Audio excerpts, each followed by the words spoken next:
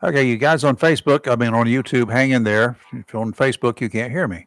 So we're on Facebook. The Facebook is being Facebook again. So hang in there. We'll be right with you.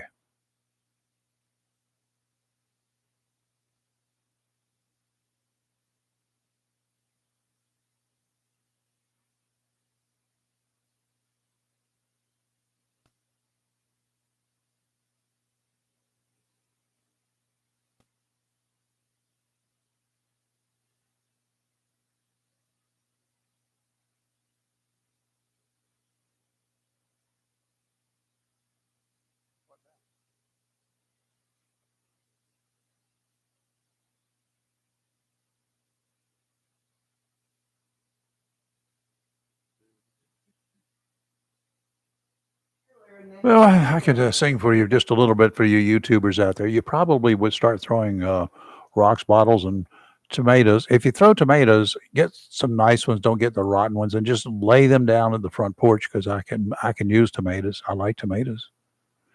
So Leah's over there busily working to try to get Facebook working, and she's crossing her fingers, and she's maybe. Facebook is acting like a. There it goes. Are we up? Are we working? Are we there? Are you sure? Can you confirm that? You got any witnesses? Welcome to a wild and wonderful, crazy Wednesday, the 15th day of October, first day of oyster season here in North Carolina. Here we are. I'll pass on the early season oysters. Too much fresh water, and the water is still pretty warm out there. One of the reasons I do not like Gulf Coast oysters. The water in that part of the world is always too warm.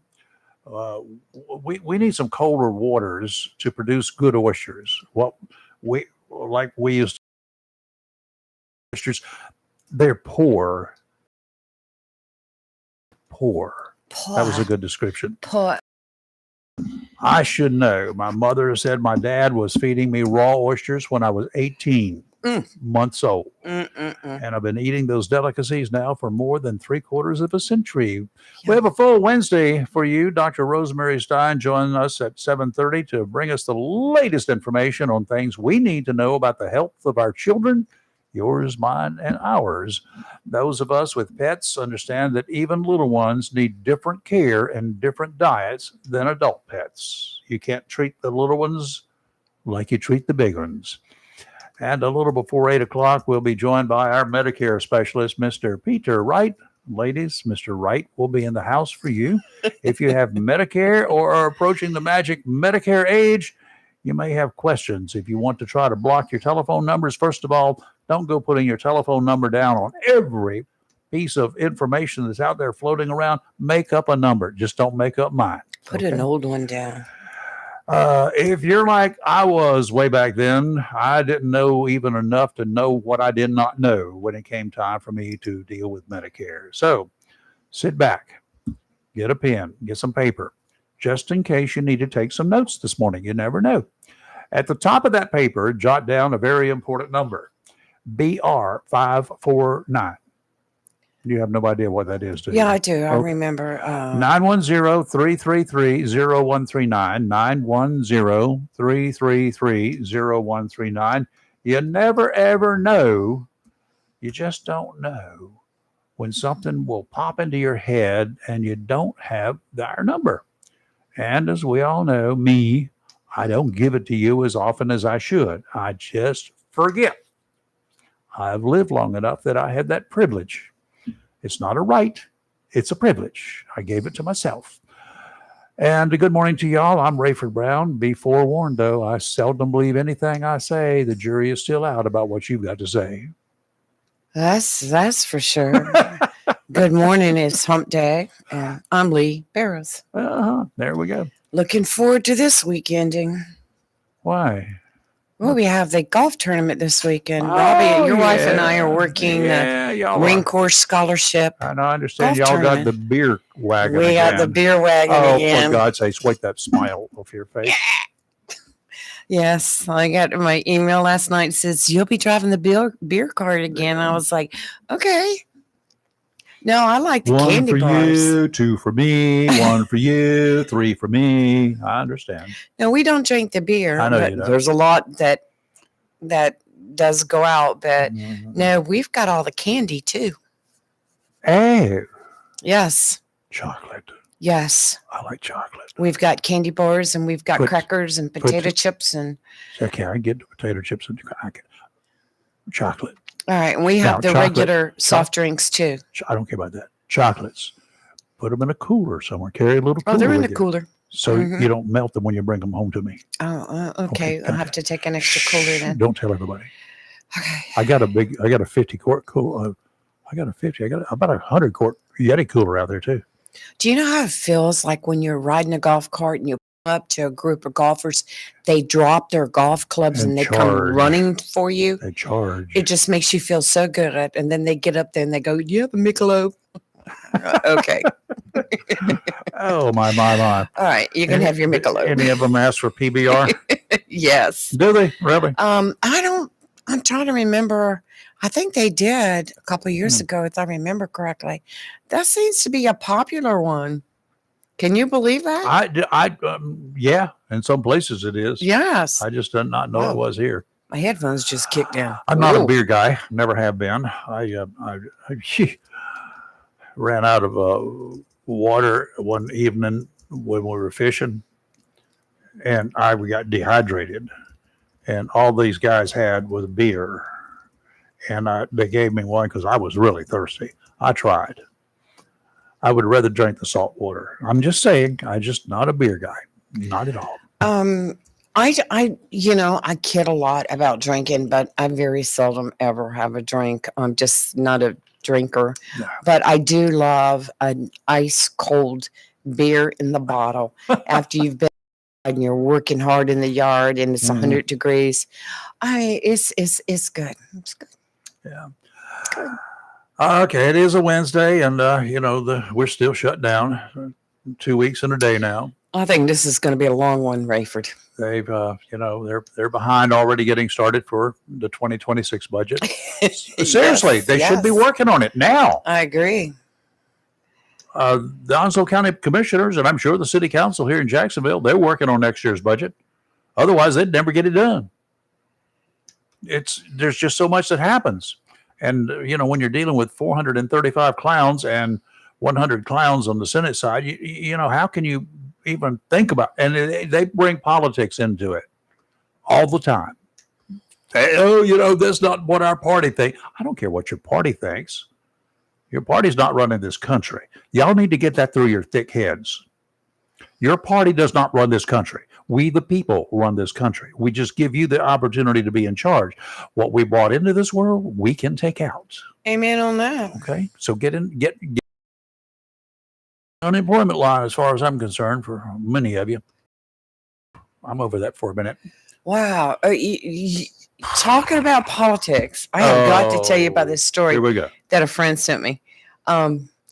Within all your political parties, you have your local, the county, you have the state, you have the national Republican parties, the same as you do with the Democrat. And this time of year, when it comes time for getting your Republicans or your Democrats into office, there's always a difference of opinion within each group. And sometimes things can get heated at some of your meetings. Well, I had a friend send me this. I got it last night. Thanks, Chan. And it is about the GOP Executive Committee meeting first week in October. And this was in Cumberland County. Listen to this. Tensions among Cumberland County Republicans led to a physical altercation at a GOP meeting on Thursday night, and two GOP activists levied misdemeanor assault charges against each other. Now, the intra-party controversy stems from a dispute on whether it was wrong for 5 Republican leaders in the party who operate the Independent Conservative Alliance Political Action Committee to endorse through their Political Action Committee independent candidate Tisha Waddle for Fayetteville mayor when there were 2 Republicans in the October 7th primary. So in other words, okay, if you're on the executive committee of a Republican party I don't know how the Democrats do, but I'm sure the same. If you have 3 Republicans running during a primary for an office, Right.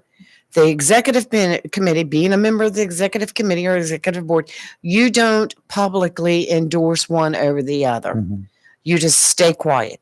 The GOP, the party itself, does not endorse one over the other. But what they're saying is a couple of these people that are on the executive committee also have an independent political action committee. And through that, they were endorsing one candidate over the others. And they were saying it was a conflict. But they said that these 2 women got into a physical altercation and audio. Whoa. Did you say 2 women? Yes, you know how women are. And an audio recording of the meeting and incident captured people with raised voices at various points and then sounds of a scuffle. An angry woman called, "You put your hand on my neck and I'll rip your eyes out." And now you've got other people calling for the removal of these people. Good Lord have mercy. I mean, we've had our disagreements in our local party. Just normal stuff. Point of order, Madam Chairman. We've never had a Point of order. I'm going to rip your eyes out. Point of order here. Question for you. How can you have or allow in a Republican Party or a Democrat Party, how can you even consider allowing somebody claiming to be an independent to set up an independent whatever if they have a party affiliation? If they have a party affiliation, they are not independent. That's they can correct. be conservative or liberal, and either one of those can belong to an independent organization. But if you're a member of a party, you're a member of a party. That's you right. have to bow down to the gods at the party level. No, you don't. Yeah, you do too. 'Cause that's the way those Nazi organizations run. Well, I guess that's what happened at this meeting. Boy, I'm gonna tell you what. When I was vice chair of the third, more Coca-Cola this morning. When I was vice chair of the 3rd congressional district, I tried to go to each county, and that's when we had like 15 counties in the 3rd district. Mm-hmm. So I went to a meeting in one county, walked right in on that, and the county GOP chairperson and a county commissioner got into it heated. And I'm just sitting there, I'm like, wow, we don't have this at our county. And after the meeting, they both independently came up and apologized. And I said, hey, this is your beef. But, they got into it big time. Well. Oh, Isn't that fun? God. That's why we don't have a budget. That's why the government is shut down. Yes. Because not even within the party can y'all agree. Get along. You can't even agree with each other in the party. Holy mackerel. Yeah. Okay. Unaffiliated in Oh, God. Wow. That must have been fun. Look, the Board of Education meetings weren't that bad. Oh, no. They weren't even that bad. Okie dokie. Wow. Y'all want to join us this morning? The number is 910-333-0139. Got it? If you want to chat with us this morning, feel free to do so. At 7:30, we're going to have Dr. Rosemary Stein talking about all things that are good for your kitties. And maybe some kitties. Oh, okay. I thought we were still on the cats. Young adults. Scratch your eyes little out. Adults, little people to be adults. Adults in training. AIT. Right. Kind of like the Congress. They're adults in training. And anyway, and then after that, we're going to have Peter Wright in here talking about there's so much there to talk about Medicare. I don't even know where to start, except I just keep hanging up on people because they won't shut up long enough for me to get a word in. My big thing is, if they're going to have people call you to try to sway you to change what you have now to another company, can they at least have someone call you that speaks English? That's number one. Number two, they need to advise me of part of my constitutional rights with every freaking call for somebody. When they first call me, there should be a law. This would be a simple law. You have the right to remain silent and hang up.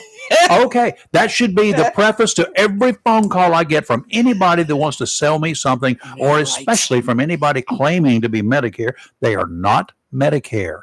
Medicare is a government function. They may represent some company they claim is involved with Medicare. No, that's not Medicare. Okay, that's just that's it. Just because you drive a car with Chevrolet written on it does not mean you represent the Chevrolet company. Very good example. All the phone calls that you were getting about your car warranty. Oh, good God. That is not the place that you bought your vehicle from calling you. These are different companies, all sorts of different companies. They're going to call you and try to get you to purchase the car warranty that their company is offering. That's what these Medicare people are doing. They're different companies. Question for you. And I got this one for Peter too. Is everybody in Medicare, when they reach the age of being able to get Medicare or being forced to get Medicare in this country, is everybody at that age, are they diabetic or are they pre-diabetic or something? Because I'm getting more calls. We, with your insurance plan, we're going to send you all of these test strips and all of this. I think they even mailed me one. Are you getting those? No, I didn't. I'm not diabetic, never have been. There's no precursors here. Don't. Why? And they want to send me these things free of charge. No, they're not. The government's paying for it, and the government's taking my money to pay for that they're giving me that I don't need. I had gone to the dermatologist one time because I had blisters pop out on my lips, my face. Come to find out, it was a food allergy. As you get older, your body chemistry changes. Let's just say that. So anyway, they gave me a special cream for it. A month later, I'm getting a phone call from a phone number that says Onslow Memorial Hospital, which is not, because I know that number. And they were saying that we've got, I don't know if you knew, but you're entitled through this insurance company, blah, blah, blah, to get this free cream and I'm like, how did they know? Because somebody is violating the HIPAA laws, as far as I'm concerned. They just should not be able to get, without my permission, any information from my doctors, anything. Then, I don't care what it is. A couple months ago, it's probably 6 months ago, I went into the chiropractor, had my back reset, and so it was not long after that I started getting phone calls about back pain. We understand that you're having back pain, and I'm like, what? Well, you do have back pain, don't you? Well, if you tell somebody of my age or your age, there is not one soul out there that does not have back pain of my age. Absolutely. Okay, nobody. They've all got it. Right. So they can just take a wild guess. Right. And say that, and you, do your feet hurt? Well, yeah. Yes. Well, we have. No, don't answer yes to anything. Special shoes for you. When they call up and they say, when you see this number that says OMH Onslow Memorial or any other number, especially if it says Onslow County, I have the prefix on my cell phone that I got in 1999, and I lived in Wilmington, so it's got the first 3 digits on it. Right. It's got a Wilmington area. And so I get phone calls from Wilmington all the time trying to sell me stuff, right? And the first thing I do as soon as they get on the line, I said, I don't talk to liars. What do you mean? I'll scratch your eyes out. What do you mean? You're a liar. Why are you calling me a liar? I said, because where are you? Well, I'm such and such with such and such. No. What's your physical location? And occasionally they will tell me Amarillo or Los Angeles or wherever. But I said, no, well, that's what makes you a liar. Because your telephone number that pops up here says you're in Wilmington, North Carolina. Right. Click. Must be Charlie calling. We haven't heard from him in a long time. I'm guessing it may be him. You're guessing it may be him? Yes. What button do I push for Charlie? Hold on. I've got the special Charlie button right here. Press C for Charlie. There we go. C for Charlie. Good morning. How are you? I've got a gold mine for you guys when you call customer service and you talk to somebody in America as opposed to talking to somebody in maybe, I don't know, Cuba or India. Want to know what it is? Yeah, please. Spectrum. You guys know what Spectrum is, correct? Yes. It's a cable company for one thing, yes. That's right. So they're running commercials right now, and this is their commercial. Ring, ring, ring. Hi, this is Stacy from Spectrum. I'm from Orlando, Florida. They're specifically giving the state out. I've had that. No. But they're specifically saying that they're from the United States of America. Yep. See, the leftists just say that's racist. But they want to say, listen, you're going to talk to somebody in America that speaks English. Nobody's picked up on that yet. Yep. It's pretty funny. I would want you to know that you're going to talk to someone that's competent. I would understand you. I would appreciate if I got somebody that I could understand when they make the call. But generally, when they do the first robocall thing or the first, even if it's a live operator, they speak perfect English, and then all of a sudden they turn you over to Pedro or to whoever, and then it's what? No, I don't talk to any of y'all. And these are calls that I place for service, for instance, to a computer. Call Dell Computer Service, and you get switched to someplace in Indonesia or India or wherever, Pakistan. You ever seen the pictures of those repair shops? Yeah, but here's the thing. Here's the thing. There's no problem getting transferred to Pakistan or India or another country. No, they have to understand and know what they're talking about. That's where the problem lies. You got that when right. You speak with them. No, they're beautiful human beings. They don't understand. They're paying these people 13, maybe 28 cents an hour. They have no clue what they're talking about. Nope, they don't. So the whole thing is a disaster. Well. It's like the call I got. You should have been here. From a guy wanting to know. I had the guy wanting to tell me, "You have a computer, right?" Yes, I have a computer. Would you turn it on and go to Windows? I said, I don't have any Windows in my computer. I've got a screen, and I went on for 23 minutes with this guy just to aggravate him, and recorded the whole thing, and then played parts of it on the air. That was fun. Poor guy was. Honestly, all jokes aside, I think that every company that we buy from, I think they should have like some sort of like line that says, "Listen, for an extra $100 a year, are you willing to to speak with someone a nice person that understands your full situation, that speaks English, most likely from the United States of America for $100? Yes." Would you trust anybody who told you that, who's placed a call to you? I mean, you can't really trust anyone when you think about it. Thank you. My point, exactly. If it's by phone, forget it. Hey, I'm going to ask you a very serious question. Shoot. Okay. So I'm being very honest. I'm up for a job, and they want to hire me. Mm-hmm. And the person that owns this company, that runs this company, it's a security-related job. They provide security to, commercial sites, retail sites, stores, blah, blah, blah. But the person that owns this company, he was an interpreter during the Afghanistanian war. He's from Afghanistan. So he was basically on the side of America. He went and he was a translator. And now he's an American citizen. He runs this company. What are your thoughts on that? Is he a citizen, or is he here waiting for citizenship? I mean, there are a lot of... No, he's a citizen. Okay, he's got his past. I would have no problems with that. If he's been vetted, if he was a translator and he was probably sponsored, and a good chance by some of the people that he worked with, Americans that he worked with, it's a good chance that he's fine. Probably better than we are, to be honest with you. You know what? Okay. So they brought me back twice. I'm actually being very serious. This might be one of the most serious conversations.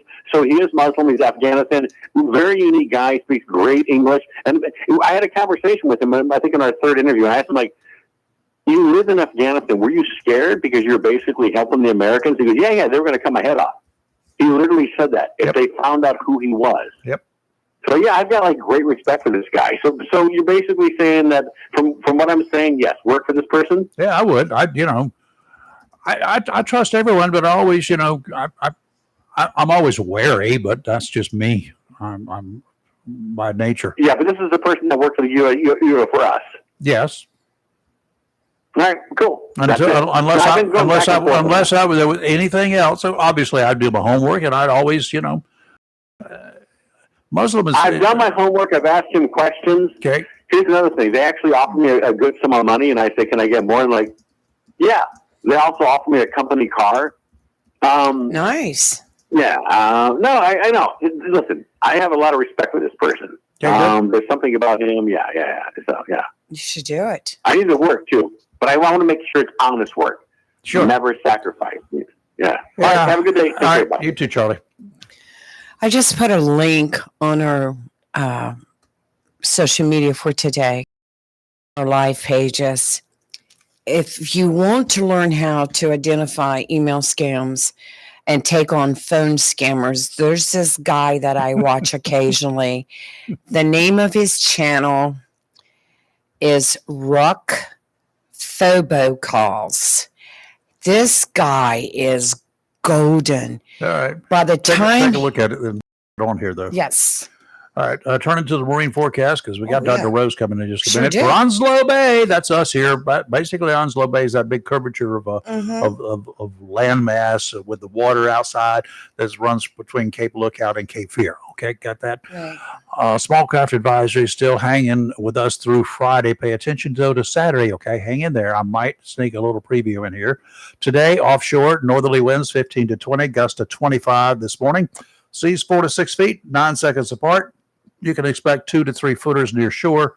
A little messy to get there. Sounds and rivers choppy. Tomorrow, northerly winds 15 to 20, gust to 25 knots. Seas 4 to 6, except 2 to 3 near shore. The waves are going to be about 5 feet, about 10 seconds apart tomorrow. Sounds and rivers choppy. Friday, northerly winds 10 to 15, seas 4 to 6, 2 to 3 near shore. Sounds and rivers are moderate choppy. Now, here's a preview for Saturday. The current forecast calling for light northwesterly winds and 2 to 4 foot seas. Get your fishing gear ready. Make Get some your long plans johns, too. now. Call a friend. Mm-hmm. Okay. Yes. Today, cloudy with a high near 75, north wind around 8 miles per hour tonight, clear with a low around 49. Thursday, sunny with a high near 70, and Friday, sunny with a high near 69. Now, I will tell you, Thursday night and Friday night, you're looking at lows in the low 40s. Ooh. What? Yes. Thursday night, a low of 42, Friday night, a low What? of 44. I mean, it's just like somebody switched the dial. Well, I got a 344, 444s, but I don't have any 42s. Oh, my. Randy, member of the Onslow Amateur Radio Club out there in the southwest area this morning, riding his go-kart around. You know a dedicated ham when he has built a radio, not just carrying a handheld portable type thing. He's built a radio into his golf cart. Yes, he has. And an antenna on it, okay? He's dedicated. It's 57 degrees to southwest, 96% humidity. Winds are running 2 to 3 miles per hour. No rain. And Joe's out of town. Lee is out of town. Craig over there in Richlands, 58 degrees, no rain. Craig's on his way to work this morning, and he says all of the traffic for New River Air Station and everywhere else goes through one gate today. Yes. Oh, goody. That's the way it was yesterday, too. Ken out at Onslow Bay, 58 degrees, 89% humidity there, no rain. And Ward over in Cedar Park, one of the members of another club, but he comes and visits us from time to time, or he's always invited, as are members of all clubs in the area. Cedar Point, 61 degrees, 88% humidity, northeasterly winds running about 4 miles an hour. He's had a trace of precipitation, and that was not snow in the rain gauge. Dale, over there up the river, up the bend in the river, 58 degrees. He said winds are running 3.4 miles per hour this morning. No rain. Lady Blue, that'd be Lee.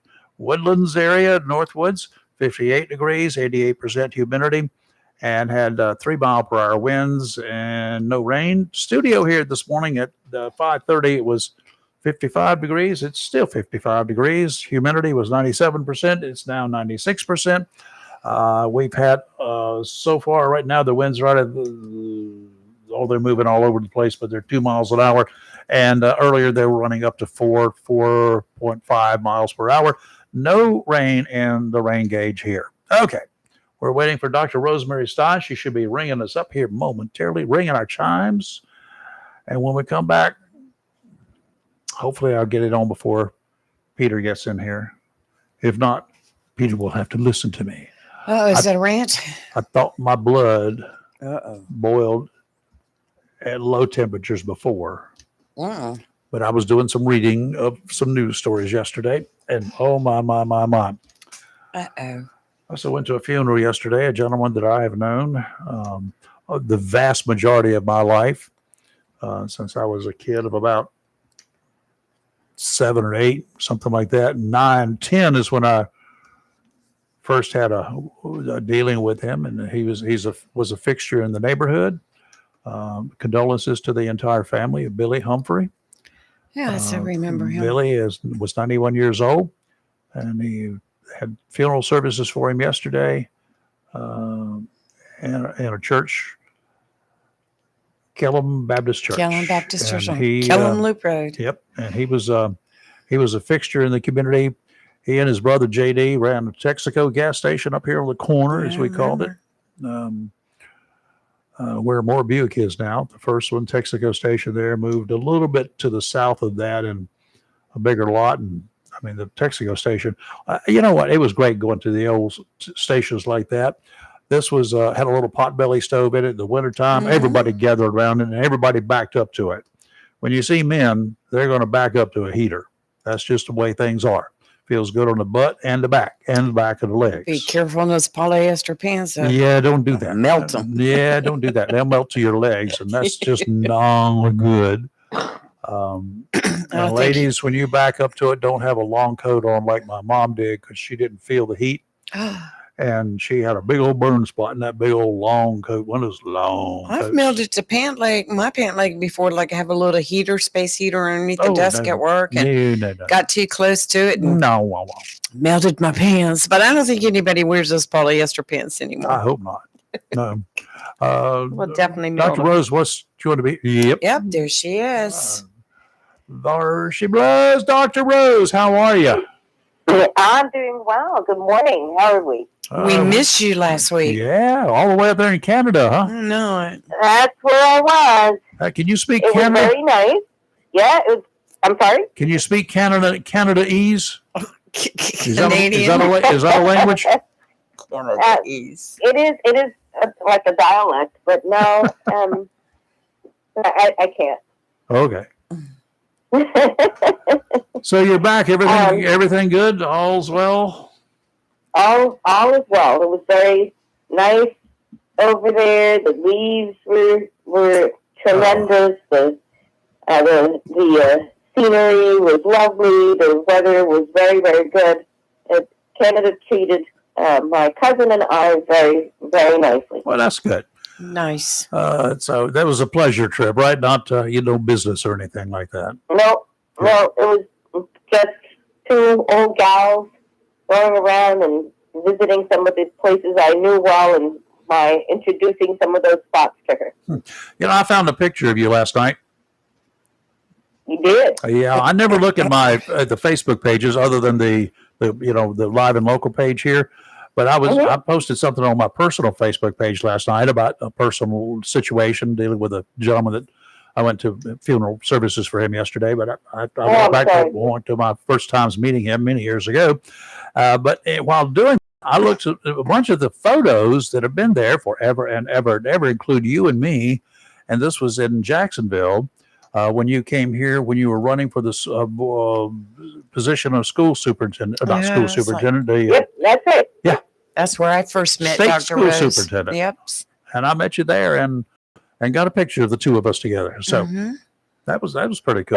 That's nice. I see those pictures once in a while too. Yeah. They pop up on Facebook. I had those pictures saved on my phone. Yeah. Well, I saw that, and I saw a bunch of other pictures.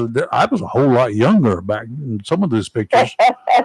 Oh, good gracious. I don't even know where they came from. 2015, 2016. Well, that's correct. That's exactly it. Some of the others on there were, I looked like I was about 40, but, I didn't look this old until I got to be this old, and then I gained about 25 years all of a sudden. Age is only a number. Yeah, but it's big. There you go. Very nice. How are things going in the world of medicine, especially for little kiddies? What's going on? Anything we need to know? Well, right now they've got some strep, but mostly we got sinus infections and bad colds that won't go away, which is usually sinus infections. Sinus infections create headaches, a little bit right? of stomach flu. Tell me again, I'm sorry. Sinus infections will cause a headache, right?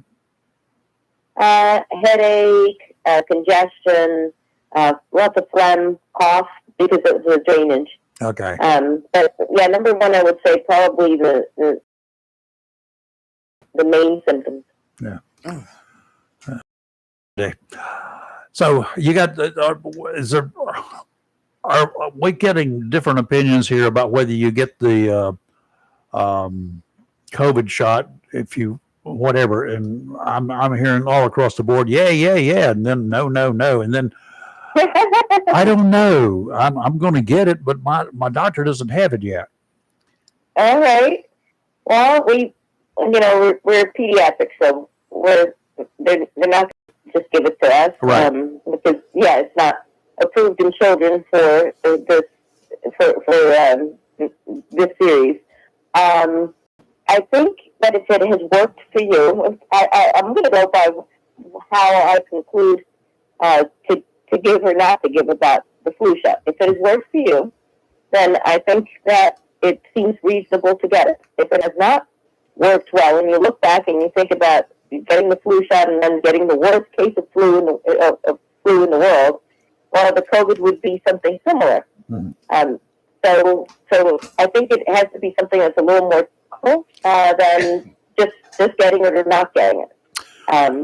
If you haven't gotten it and then you had a terrible case of COVID, then I think maybe you can consider seeing this year if you want to go ahead and try it. Yeah. And vice versa. Yeah. Well, I had the worst case of flu ever in the 1970s, the only time I've ever had the flu. Mm-hmm. And then after that, I as soon as I found out and as soon as they came out with it and I knew, hey, I can get a shot to keep me from getting that. I've had one every year. I'll take two if you'll give it to me.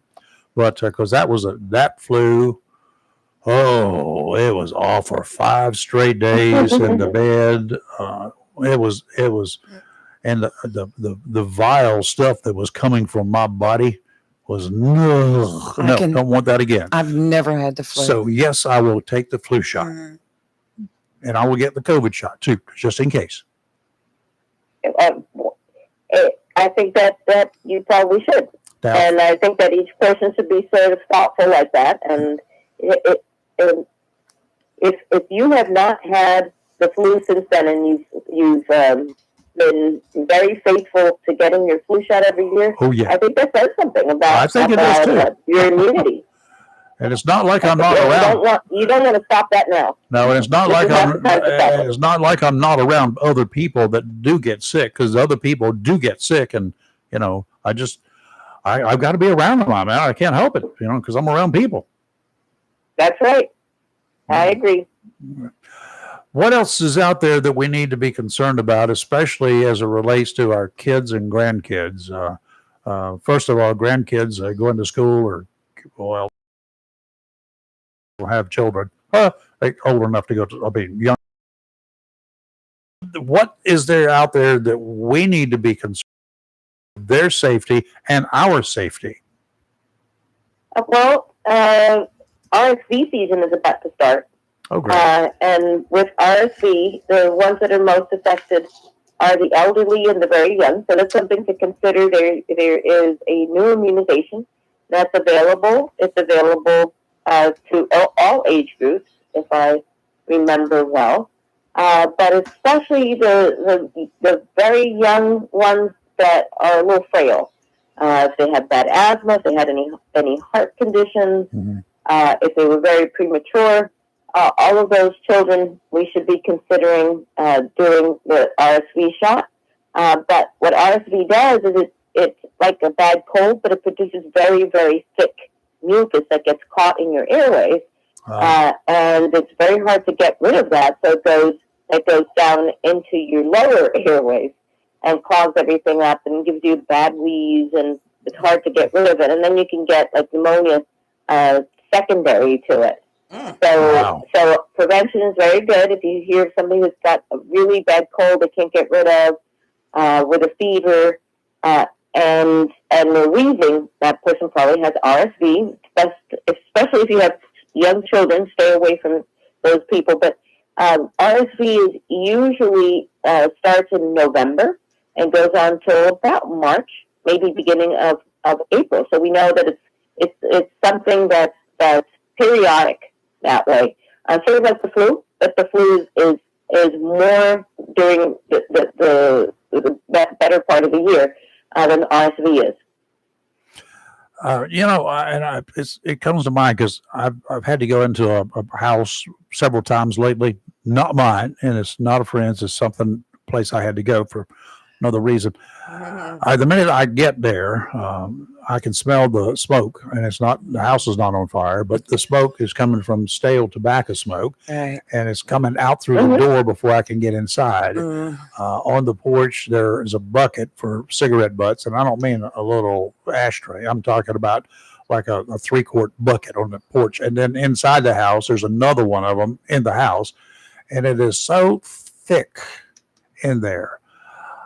I'm not going to be there long, and I'm going to go out and, probably drink about a quart of Listerine just to get it down into my system to try to kill the smell and the taste.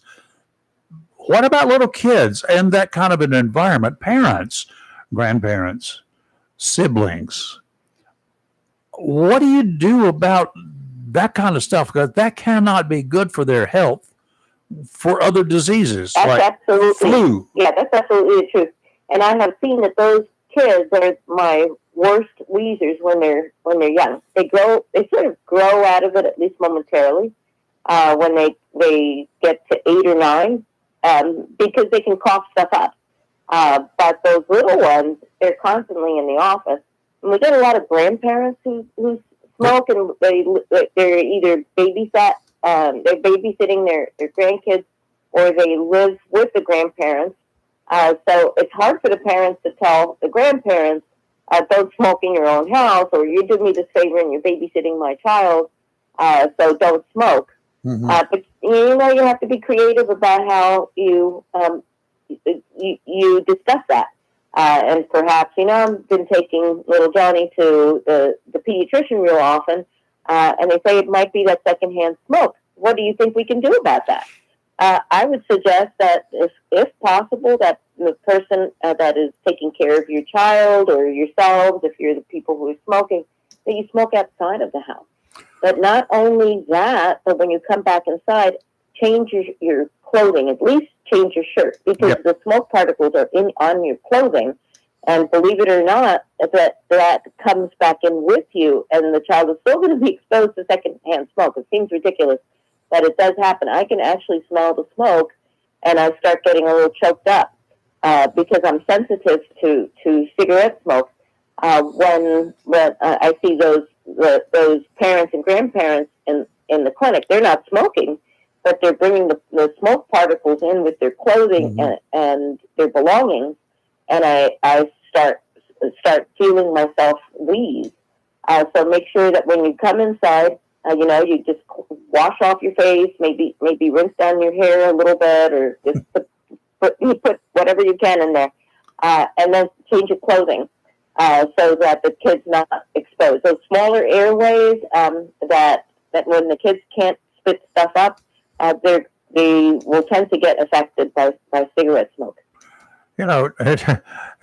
Back in the day when I was doing commercial photography, I had 2 clients. One was Carolina Power, the nuclear power plant down near Southport, and the other one was the GE nuclear fuel rod company there in Wilmington, just outside of Wilmington. And I had to go into hot areas, right? So we dressed out, and everything we did, we tried to wrap everything up. We had special booties that we put over our shoes. But when we came out and they tested us, if we had anything on our clothes, we always had to carry extra clothes with us so we could change into something new in case our clothes had touched anything. If our skin had touched anything that could not be washed, there was a shower there. Maybe smokers should have a shower before they ever get into your clinic. What do you think? Let them wash all that mess off. That's going to be a hard one to sell. it sounds wonderful if you're the other person and you're not the person who's being told to take a shower. But just be cognizant of the fact that since you're living in the middle of the cigarette, the smoke, you may not be aware that you're carrying that with you. And so maybe if you sort of live without it for a day or two and then get exposed back, you'll see what the difference is. And you might be more in favor of decreasing the number of cigarettes or quitting altogether. Yeah. And it's just going to be bad for your lungs if you're a smoker, but also bad for children's lungs that are exposed to you. Yeah, I could just imagine a household where one spouse, one member was a smoker, the other was not, and then kids being brought up in that environment. That would have to be, because I mean, I can see the fights that are coming. Mama's probably going to want to protect the little baby a whole lot more. No, dear, you cannot touch our baby. Do you quit smoking? Yeah. Oh, that's going to be fun. That's a little difficult. Fortunately, the younger generations are not smoking cigarettes as much. It's just not something that's out there. They're smoking other things that are maybe worse. Yep. Yeah, but the vaping. But cigarettes are no longer like a common thing that younger people are exposed to. Okay, well, that's my smoking rant for this morning too. So anyway, I know it's a tough thing for them. It's a habit, and it does. I don't care what they say; it does become addictive. Habit forming is just as bad as being addicted to it, because if you can't stop it, you can't stop it, whether it's physical or whether it's mental. That nicotine burst is very habit forming. Yes, it is. Doctor, thank you as always. You're very welcome. We'll talk next week. You guys have a great rest of the week. You too. You have a good one. Dr. Rosemary Stein, pediatrician extraordinaire, and she always is providing us with lots of good information because we had lots of questions. Before we get to our guest here this morning, he's not a guest. He's a regular. He's become a regular. He's a regular guy. He's a contributor. How's that? I thought my blood boiled at really low temperatures in years past. Some people said I had a temper. I could flare up, I guess. But reading news stories from across these United States, I go from being, as accused, cold-blooded these days, to boiling blood ready to pop an artery in my neck. Yesterday, looking through some news stories, Connecticut. 3 people, including the mother and aunt of a 12-year-old girl, have been arrested after the child's remains were found inside a container near an abandoned house. The mother, 29-year-old Carla Garcia, and the mother's sister, 28-year-old Jacqueline Garcia, have been arrested in the death of Jacqueline Mimi Torres. Carla is charged with murder and child cruelty, among other things, while her sister has been charged with risk of injury to a child and child cruelty. Mimi's remains were found in a container in the backyard of an abandoned home. Victor Torres, Mimi's father, and Frances Melendez, the girl's stepmother, learned of the child's death from police last Thursday when the remains were found. They were basically skeletal remains. He told police he had not seen nor spoken with his daughter since before her birthday back in January. Police think she died as much as a year ago. Kayla Garcia's boyfriend, 30-year-old Jonathan Naninta, is in custody too, facing charges of murder and tampering with evidence. Police believe the 12-year-old girl suffered prolonged abuse and malnourishment during her life. Mama, she's in the jailhouse, $5 million bond, not nearly enough. The aunt locked away under $1 million bond. Investigators are awaiting results from the autopsy to determine the cause of death and hopefully the time of death. It's believed the mother and aunt kept the body in a container and took it with them when they moved from one town to another. The boyfriend faces murder charges as well. Good. May they all rot Right. in jail. Mm-hmm. May they be eaten by the rats, the roaches, whatever else they put in there. The fleas of 1,000 camels infest their armpits. Whatever. That'll make your blood boil. 12 years old, didn't stand a chance. Can you imagine not only the death, but the miserable life she led? Daddy, even though he did not have custody, don't tell me last Thursday, the day the remains were found, don't tell me about it. And then don't you come forward and tell me, Daddy, that you had not even talked to your daughter since before her last birthday, and that she had died several months before her last birthday. Where were you? Estranged husband or not? It does not matter. It's your baby. It's your child. I read that story yesterday, and Rayford, I didn't get past the first paragraph, and I had to put it down. Oh, I got. I couldn't read the rest. It took me several times to read it, and then the more I read it, the more I became like people have accused me of being. How can you kill your own child? But I don't think she killed her. I think they'd let her die. Malnourishment. That's Cruel and killing your unusual child. treatment. Yes.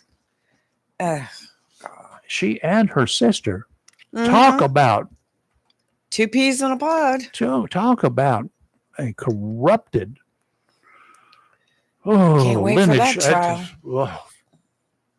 They better be pleading guilty. Yeah. To anything If they not, can. I'm going to be watching and that they trial. better hope that they can be. I would, if I was in their shoes, plead guilty on the condition that you put me in a prison somewhere where they don't know who I am and what I've done. Well, good luck with that, because I would lie to them with a straight face. Say, absolutely, you've got it. Your wish is granted. right. See, you wouldn't want to be you, and you won't be very long. Okay, let's talk about things. Did he tie himself up in the headphones? I don't know. I was just He's like looking over here like he was trying to untie some of the knots in the cable. That way you can hear us better, right? That's right. Yeah, less strangled. Yeah, Cable knots. sometimes when you twirl up cables and stuff like that, they assume the knots. position of the twirls. You don't ever see me doing that. Don't do that. That's kind of like, that is a whole lot like boats, lines on a boat. Y'all call them ropes, lines on a boat.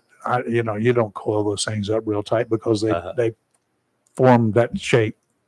And it's very hard to get them to untangle when you get ready to untangle them in a hurry.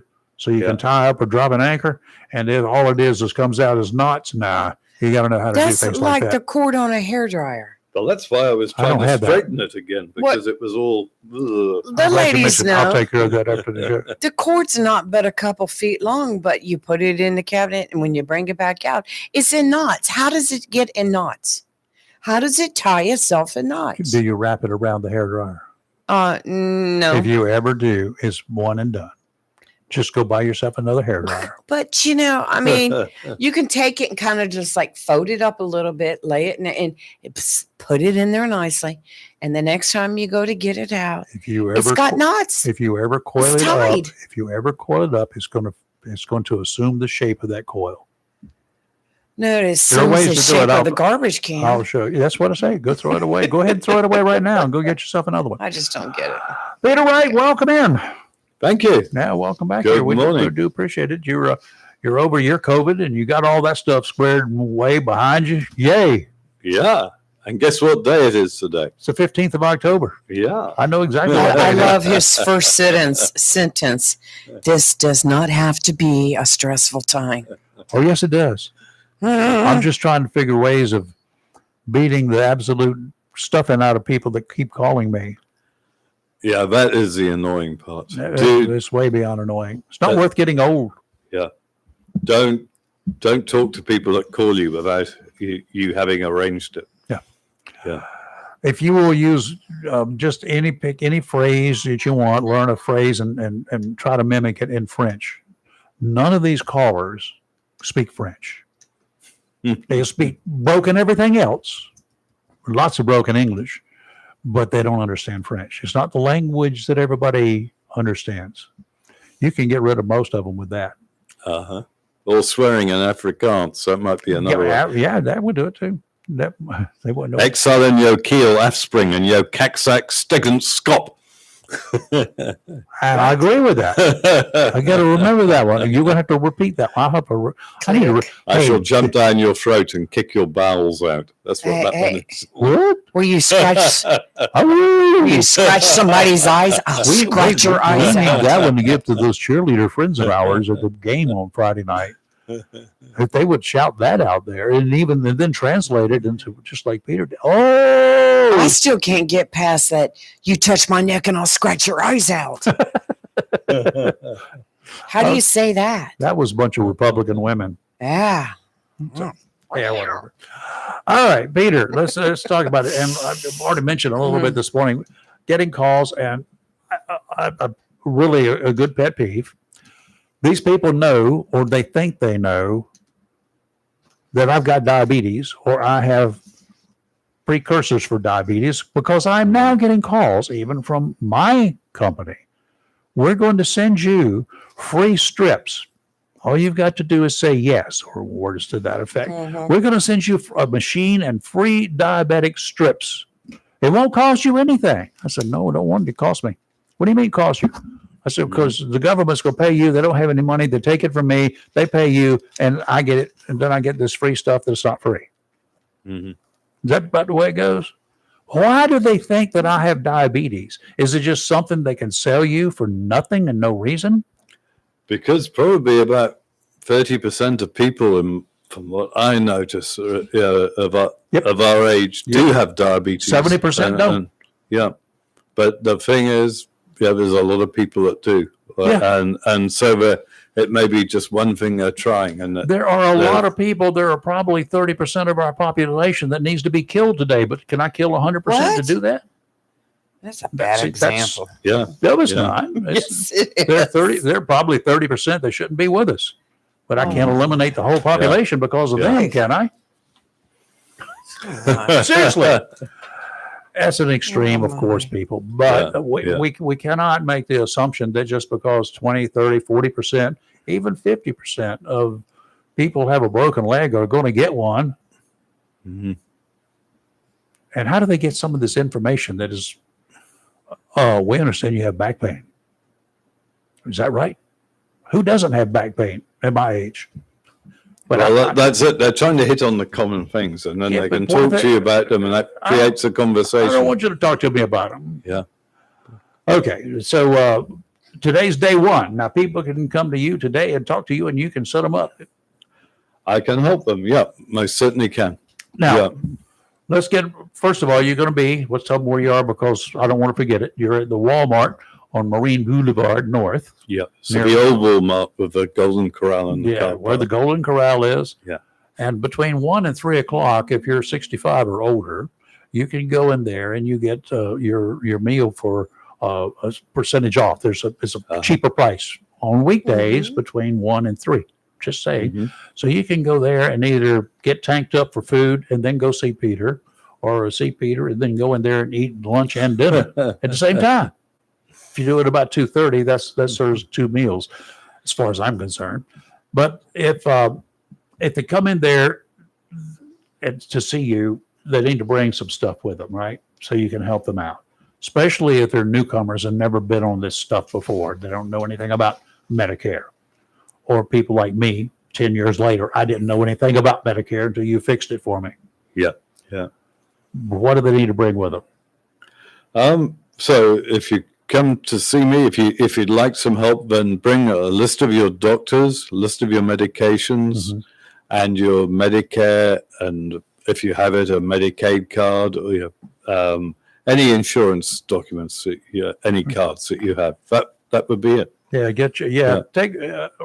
And you should really make a list of whatever prescriptions you have, because I will tell you, you go to the dentist, you go to the chiropractor, you go anywhere, they're going to want your medications. And mine changes periodically because the doctors say, we don't want you on the same drug constantly. We'll find something else.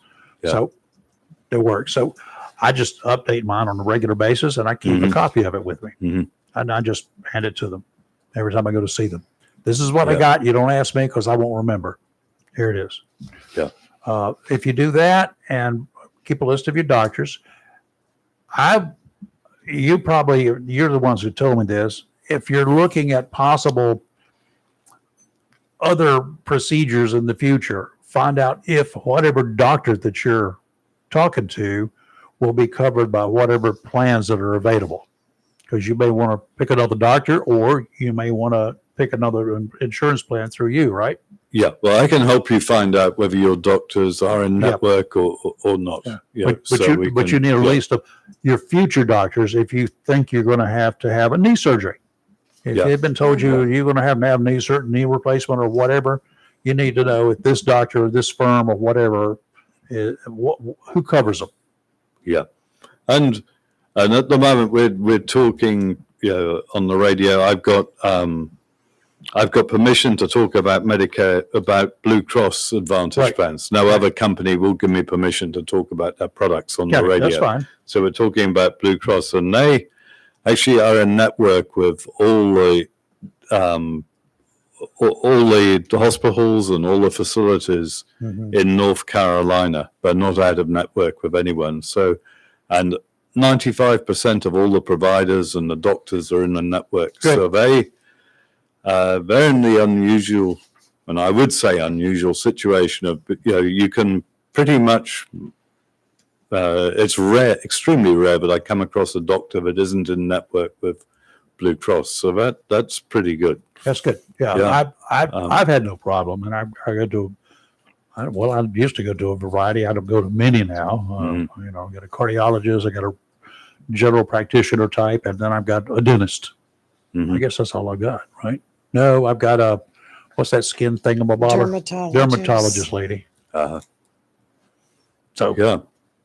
No, because the last 2 weeks I've been talking to people in other counties in Durham and Wilson and Nash and Wake, and they've got a lot more problems with the trying to choose a plan, because a lot of the other insurance carriers are out of network with some of the providers.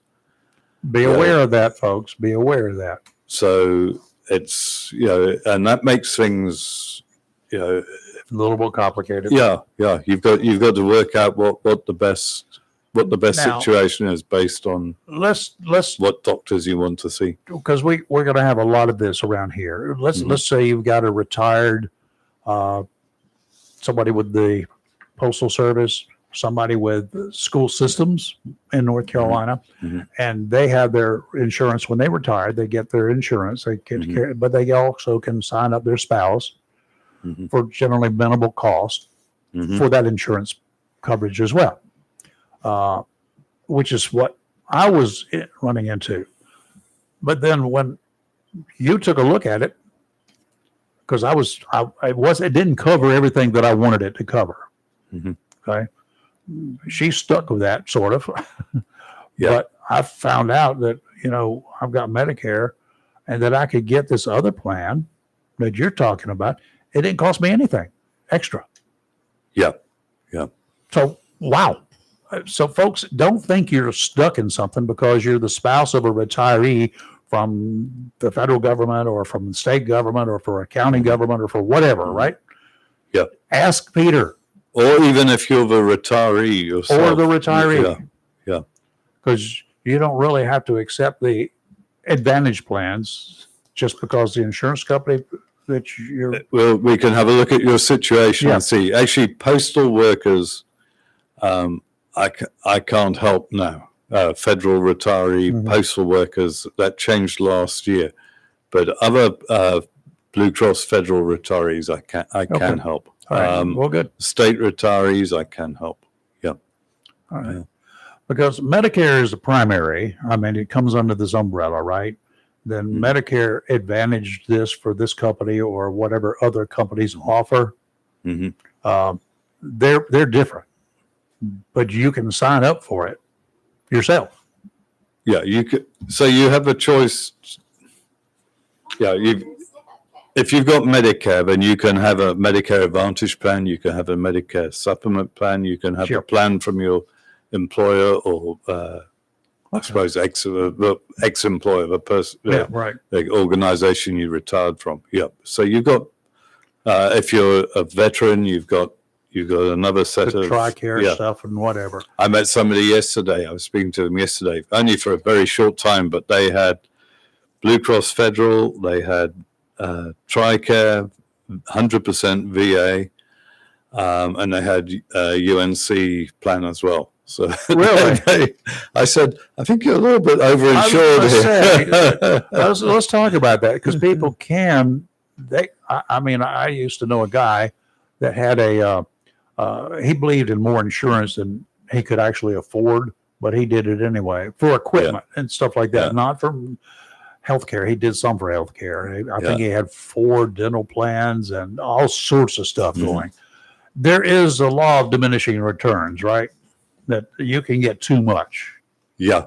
I think he could have got rid of one of them. And sorry, I think I said UNC. I meant UHC. Yeah. So he had a whole selection of insurances there. But he did say, well, my wife got cancer and we had so many thousands worth of expenses. And he said, I'm just going to leave it as it is. Sure. So, and I only we had about a 2-3 minute conversation. Gotcha. Yeah. But folks who are getting out who are retiring from the military, they do have things like TRICARE for life. They got VA benefits. They got this and that. There are possibility. You can look at their situation, and there may be some things you can offer. Yeah, because these advantage plans, especially for veterans, they cost $0, and they can get some benefits from them. And I've got a lot of veterans on my books, but both VA, or TRICARE, or both. Yeah. One of the biggest questions and comments that I hear these days, and we heard it yesterday from our congressman too, was drugs, the drug plans. And there are, I don't know how many drug plans that are available out there. You can buy your own. You can get supplements for this, supplements for that. Help me out. What do people need to know who've got Medicare or getting Medicare? They've already on it. What do they need to know about drug plans? So drug plans this year, there's some changes. You'll find that, right, first of all, the maximum out of pocket. So the maximum you could be charged is for 2025 was $2,000. For next year, 2026, it's $2,100. Okay. Now you may not be charged that full amount, even if you get that,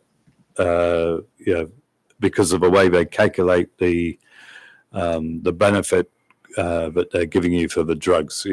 For instance, I take a tier 5 drug and I should be paying $2,000 out of pocket, but it's not much difference, but I'm paying $1,901 out of pocket. Okay, save $99. So. Yeah, but it costs about, before they had this cap on it, it was costing about $16,000 to get it through. Wow. Yeah, through the plan. Yeah. So you said, what do you want to know about drugs? So several things. One, because as the insurance companies they're not getting any money from the government now to bail them out if they get the calculation wrong on the drugs. Oh, really? Well, last year they did because of the Inflation Reduction Act, and it caused a lot of changes. So the government said, look, if you get it wrong, there's some guardrails and we'll help you. So this year, we expect to see that the prices for the premiums, if you got a standalone drug plan, are going to be up. We're seeing that already. So standalone drug plans, if you got a supplement plan, you'll more than have an increased premium, and possibly some of the drugs will have moved from one tier to another, to a more expensive tier, and and I can talk on the Advantage plans. What we're seeing there is that some of the companies have, instead of having a copay for tier 3, generally it was a $45 copay, give or take, depending on the insurance carrier. You're now looking at say it's a 25% co-insurance. So you could end up paying more for your drugs than you did in the past. In addition to that, there's also there's higher deductibles. The normal deductible, so that's the first amount that you pay when you go to pay your drugs. And the Medicare maximum deductible last year, I believe, for 2025, I believe was $585. This year, it's up to $615. But if you look at the plans, the Advantage plans, there's a lot of plans which actually do have, have really increased deductible. And there's some plans that haven't. In this area, with the Blue Cross plan, for instance, I think last year it was around $435 for the Essential Plus plan, and now it's $615 on the Essential Plus plan. The Enhanced plan that Blue Cross had last year for 2025 was a $0 deductible on tiers 3, 4, and 5, and this year it will be a $100 deductible. Got it. So I've already discussed it with several people here. I was in the Walmart yesterday, looking at whether they should change from a Essential Plus plan to an Enhanced plan based on their drugs, because a couple of people had tier 3 drugs, expensive drugs, and they actually still stayed with the Essential Plus plan. So it may make no change to you. But I did have another couple in Wake County that decided they would go with the Enhanced plan. Sure. I think most people will probably stay where they are, but you certainly want to take a look at your drugs this year to make sure, or at your Advantage plan if you have an Advantage plan, just run through the figures and just make sure that you're comfortable with where you are, because you may be able to change to the Enhanced plan, or and I'm talking about Onso here with Blue Cross. You may be able to change to that and pay very little difference between the Enhanced and the Essential Plus plan, and that way you get some more benefits. Yeah. Okay. Advantage plans are still looking pretty good. Yes. No? Yes. Okay. Yeah, I'd say so. I mean, for some of us, there's been increases in the maximum out of pockets on a lot of plans, and I'm talking nationwide now. But if you've got a high maximum out of pocket and that worries you, and remember, only 1 to 2% of people ever reach that maximum out of pocket. That is the amount that, say you went in and out of hospital during a year. So I met somebody this year for the first time that had been in hospital 4 different times, probably 10 days each time that they were in the hospital. Oh, goodness. And so they'd actually exceeded their maximum out of pocket. And they were on an Enhanced plan, and I think the maximum out of pocket was $3,400 for this year. So they went over that, and that gave them quite a lot of protection, which is what it's meant to do. If your maximum out of pocket does go up, then the other way that you can protect yourself is with a hospital indemnity plan, and you can choose what you want to cover. But say for about $40 to $70, somewhere in that region, depending on the various things you want to cover, you can get a hospital indemnity plan that you pay every month, and you don't have to worry about costs with the hospital or with physical therapy or surgery or using an ambulance, or being in skilled nursing care. So you've got all these different, that's one way that you can protect yourself against excess costs and still have a reasonable plan. I would dare say, because we don't have that many hospitals, that the vast majority of the people out there will not be spending any time in a hospital every year. Yeah. I think, most people aren't, but you do get some people that are. I mean, some people do it regularly. I know that. I've got one person with sickle cell anemia, and he's in and out of hospital. Sure. That was a major thing that we had to look at and work out what the best situation for him was. Wow. So, but for most of us, we won't ever need that. We don't, but we better have it, because what was it? I heard you're one bicycle fall away from being an invalid. Yeah. Well, that's like my wife 2 years ago. She fell off the bicycle. Oh, is that right? I didn't mean that, but she was trying to pass me the keys, and she had her left hand on the thing, and she pulled the brake, and I think that was so. That does the front wheel in this country. In England, the right one is your front wheel. Believe it or not, it's different. Oh, drive on the wrong side of the road, and you got the brakes on the wrong side. So she did it on the left, and it immediately just went out. The bicycle just went straight to the ground, and she fractured her hip. Oh my! Fortunately, just the one side. You've got on the hip bone, you've got a circle or sort of semicircle. Okay. And it fractured the bottom of that semicircle, okay. And she was so she didn't have to have pins or anything. Sounds it just like healed. It's painful too. Yeah, I bet it was painful. Oh. Wow. What are people when you've been talking with them lately? You haven't really been meeting with too many people yet, but what seems to be their biggest concern? Okay. Well, as we get into that, folks, Peter's here. He will answer your questions now. He's not here for all morning.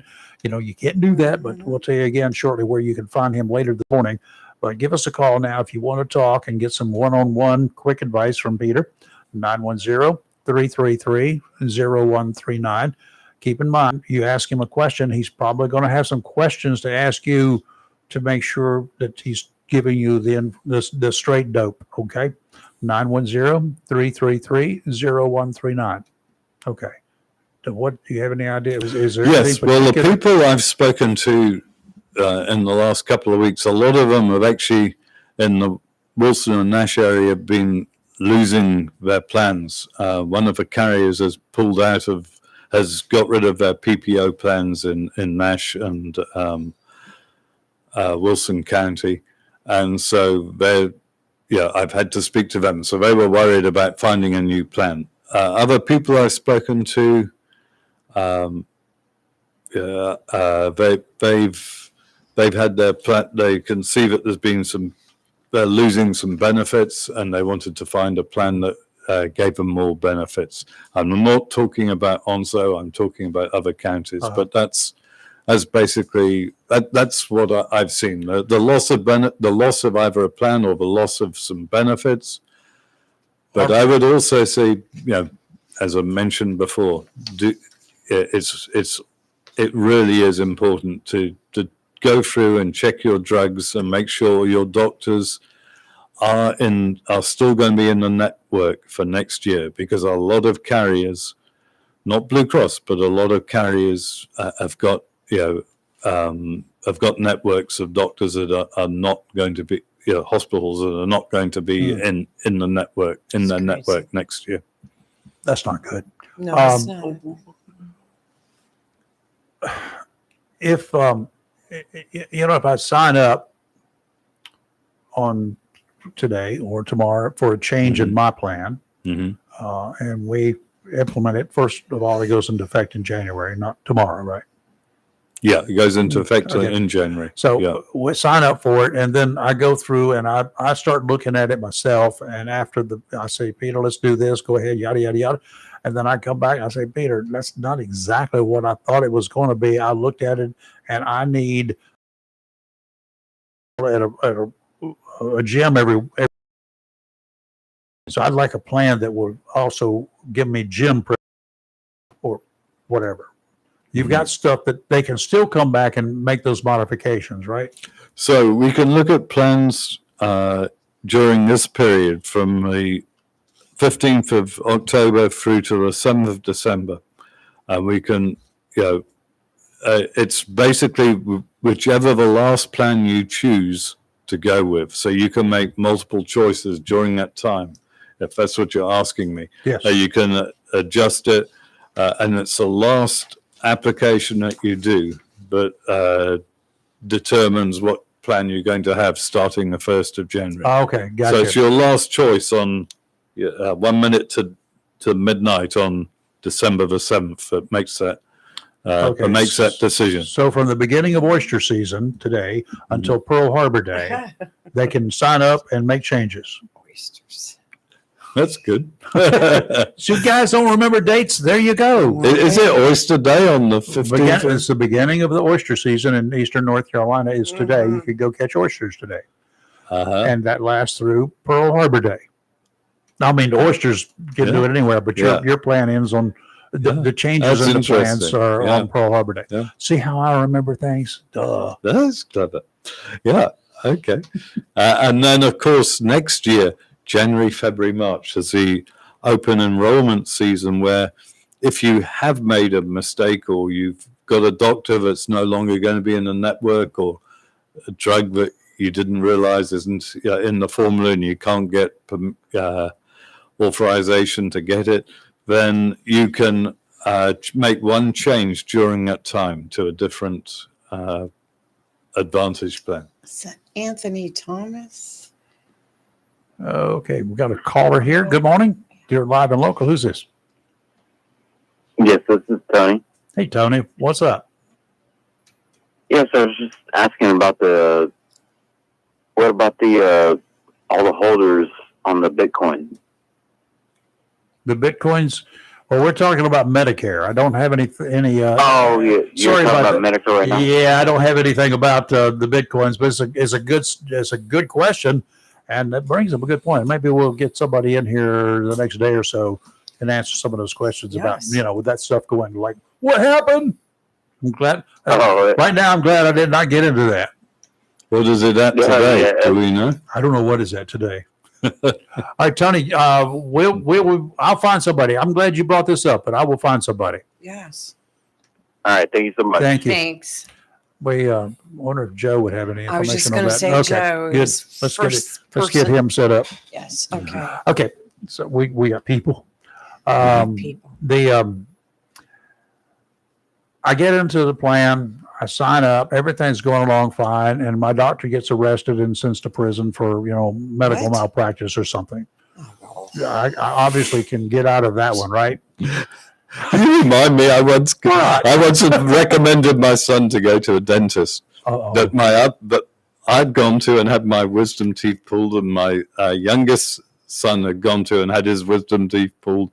And the reason I went to him was because he would negotiate prices. And so I got a very, very cheap price. I got $300 for me to have two wisdom teeth pulled. And I think it was $400 for my son to have 4 wisdom teeth pulled. So then my middle son needs his wisdom teeth being pulled. So I said, well, go to this dentist because you can really negotiate a price with him. And he phoned me back about 30 minutes later and he said, Dad, this guy's been done for malpractice. He's no longer doing it. He killed somebody. So that's why I found out the guy was obviously in his last few days as a practicing dentist. And so he was just getting whatever money he could at that stage. And that's why he was so keen to. I got you. Take it. Well, give me the money. Whatever you'll give me, I'll do it. Well, we got our teeth pulled and we didn't die and we were okay. So be careful. Yeah. But anyway, if you do have somebody, a doctor, a dentist or something like that, they close business, they get too old, they don't want to do it anymore. They consider malpractice insurance is too expensive and I can retire anyway without it. So they just quit. Mm-hmm. And so there are things that we can do. And but how about when that happens after any of the changes that you can make? So I can help you find another doctor, especially because and so can the carriers. But we've got we've got books, not books. We can look on the computer and see, if you're looking for a PCP, for instance, I often suggest to people that they choose a doctor with that's specialized in internal medicine, because they've had to do more qualifications than the normal, PCP have done. Mhm. It's entirely up to you, because some people like PAs, some people like just routine doctors. I like PAs. Yeah. So I like my Well, PA anyway. like- so I'm, but that's, we can help you choose whatever type of doctor or specialist that you want, because we got a list of them published, and we Excellent. can look it up. Okay, so there's a way Yeah. way you can help even with that. Yeah, yeah. God, that saves us the layman out here, Mhm. those who are, I don't want to call us dumb. I just call us, we're not educated in that field. We don't know what we're looking for. Mhm. So Well, they rate a lot of these doctors on feedback, clinical efficiency, clinical feedback, so number of hearts, number of and dollar signs, how cost effective, things like that. They So list you the can- body count by any chance? I mean, how many people they have died on their watch? That's what I would be interested in hearing. Yeah, like that dentist. We Yeah. had a warning about Yeah, that. I wouldn't have thought it from a dentist, but I might still have gone to him, back when I was taken in for going to have to have a quadruple bypass a few years ago, and I had a doctor there. He did not do those operations, but he was way up in the food chain at that particular place. I said, how do can you recommend doctors? He said, no, I cannot, but you can ask me about doctors. And I said, well, there are four cardiologists around here, and they all they want to do the surgery on me. Yeah. And he was being as straight-laced as he could, but I knew there was something going on there. And I said, let me just name them, and I'll ask you a question. This doctor yada, yada, yada, this female. And he said, she's a great doctor. Dr. B, he's a great doctor. Dr. C, he's a great doctor. Okay, let me get them specific. The one that I kind of like here, what's her success rate? Said, since she's been here, she has not lost a patient. I want her. Mhm. Just like that. That's Yeah. the way I picked it. Yeah. Yeah. So, so far, 3 years later, I'm doing well, I guess. Mhm. God, it's been almost 3 years. Has it? Yeah, it doesn't seem like it's been that long. Yeah, because Like I you met said, you yes. for the first time just after you had the operation. That's right, because you were Yes. just called 10 days after, I think. Mm-hmm. I Yeah. got Because this will be Peter on here, right? Yeah. Yes. and Yeah. I've got a Wow. No, it'll make it the fourth. it'll be the time, fourth year Yeah. coming up, Mhm. I suppose. Yeah. something like that. Because 22. you got me in the middle of it, so That's I true. don't know. That's true. Yeah, so, Yeah. okay. All right. Anything else we need to know this week? We got some stuff here. Well, we'll go over the location here again, but phone number, if you want to contact me, it is 252-675-4488. Yep. it is. Good job. Good job. That's 252-675-4488. You want to just drop by and go in person? You're welcome to do so. It's at the Walmart, up front in the Walmart, behind the cash registers, toward the front of the store. Go in from the grocery side, correct? Yes, that's right. Western on Marine Boulevard, near Western Boulevard. Yes. In the car park there is near the Golden Corral. So you can do that. And you're there today. I'm there Monday through Fridays. This week, so the weeks that started the 13th, Monday the 13th, which is this week, I'm there from 10 till 6. Next week, starting October the 20th, I'm there from 10 till 5. Now, I will take a half-hour lunch. Hopefully, I've put it down as 1 o'clock to 1:30, but it just depends when if people are speaking to me, sometimes I can't get away at that Sure. 1 to 1:30, so it'll be sometime But around if that. I he's try not, to make it. if he's not there between the hours that you show up, hang around, go buy something, and he'll be right there. Yep. Yep. Do your shopping, get her done. Yep. So that's what I would do. I would just go ahead and have my list for him. I'd have my list of groceries to pick up or other things that are necessary. Yes. Yes. Whichever one I fill first depends on who's available. And what I did last year was I wrote on a piece of paper on my sign on the kiosk that back at a certain time I'd be back at, so you'd know that I was Just coming don't back. ever by that write time. back in 15 minutes because we don't know when that 15 No. minutes started. Have you ever seen signs like that? Yes. Yes. I'll be back in 15 minutes. Well, when did you put that up there? Go up to 15 a minutes business, ago or the 2 hours door's ago? locked. What I'm Back in 30, and you're going, 30 minutes from when? Yeah.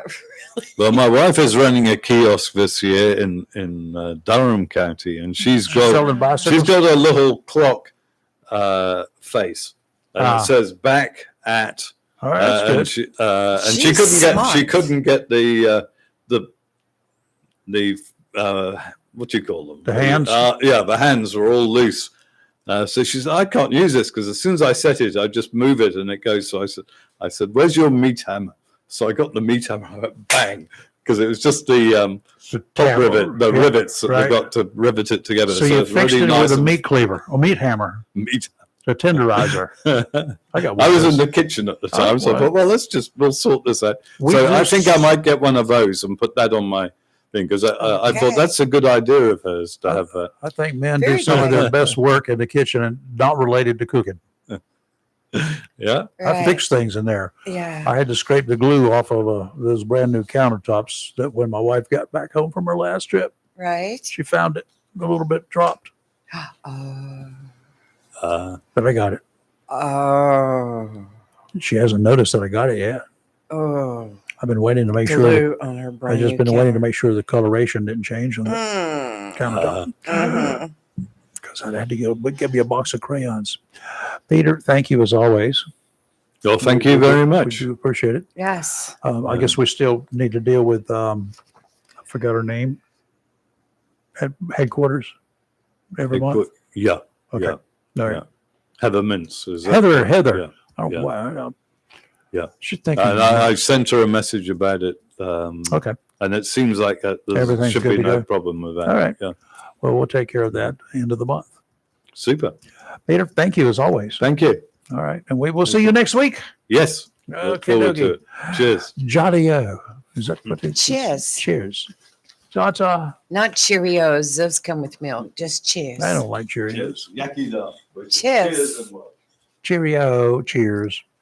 What if you Bye, Peter. what if you went to Cheers in Boston and got some Cheerios? What they would put in it for milk? I saw on Frasier yesterday or the day before yesterday when I was looking at some old shows Mm-hmm. where Frasier took his people from Seattle and Right. he went back to Boston for some kind of a conference or whatever, and they all went to Cheers and they had some of the old characters of Jeez. Cheers, and happened to be, I thought of you, the mailman. Norm. Norm is Norm. the Not Norm. Cliff. Cliff. He was retiring. That happened to be they got there at Aw. his retirement time. So, it was all big hugs everywhere, and the little munchkin girl, woman. Rail Perlman. Yeah, but yeah. whatever. Anyway, she was Yeah. obnoxious as usual. But she was stereotypically obnoxious. What do you mean by typically? Because she was female?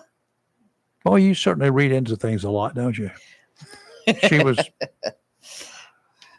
That's because for it usually people- that's where for it goes. People like her. No, women are not stereotypically obnoxious. Not all women. No, she was just turning to the marine forecast for Onslow Let's do it. Bay. Small craft advisory is still going to hang around with us through Friday. On Saturday, it's going to look a little bit nicer. Today, northerly winds 15 to 20 knots, gust to 25. This morning, seas 4 to 6 feet. Is the sun ever going to come out? 9 seconds apart today. Expect 2 to 3 footers near shore. Sounds and rivers choppy. Tomorrow, northerly winds 15 to 20 with gusts to 25, seas 4 to 6. Again, only 2 to 3 near shore. It's just going to be kind of sloppy to get out there. Sounds and rivers choppy. Friday, northerly winds 10 to 15, seas 4 to 6, 2 to 3 near shore. Sounds and rivers of moderate chop. And on Saturday, just a preview, a little one tease. Right now, they're calling for light northwesterly winds and 2 to 4 foot seas. Ooh, 2 to 4 footers. Nice. That's smooth sailing Yes, it is. compared to what we've had. That's right. No sailing at all. Get your boat ready. Yeah. Today will be cloudy with a high near 75. North winds around 8 miles per hour. Tonight, clear with a low around 49. Thursday, sunny with a high near 70. Thursday night, got to throw it in there, clear with a low of 42. And Friday, sunny with a high near 69. North wind 7 to 9 miles per hour with gusts as high as 15, which will help carry that ball down into the end zone. Or keep it out.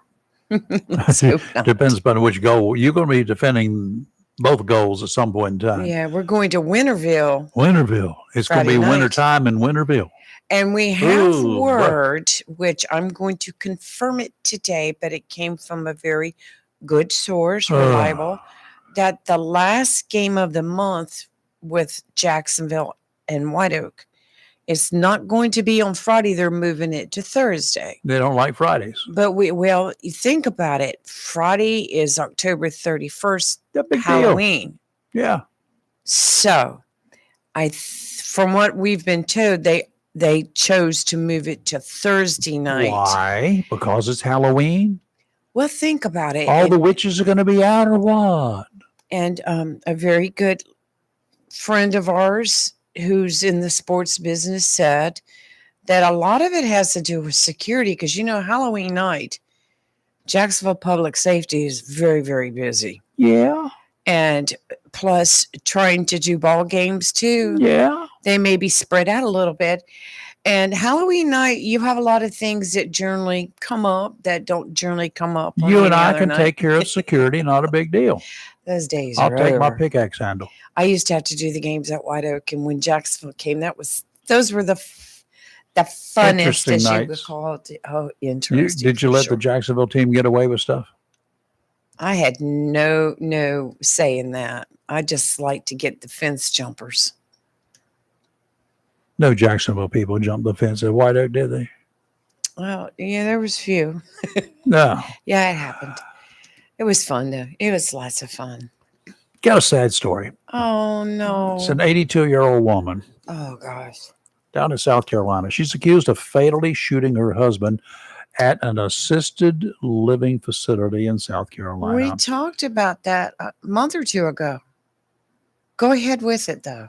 Harriet K. Recker, accused of shooting and killing her husband. He's 81-year-old Dennis Recker at the Preston Health Center, a skilled care facility on Hilton Head Island. She's charged with murder and possession of a weapon during a violent crime. They're setting up a trial and whatever. Investigators say that with the discovery of notes and financial documents, along with interviews with witnesses and family members, they now believe the September shooting was premeditated.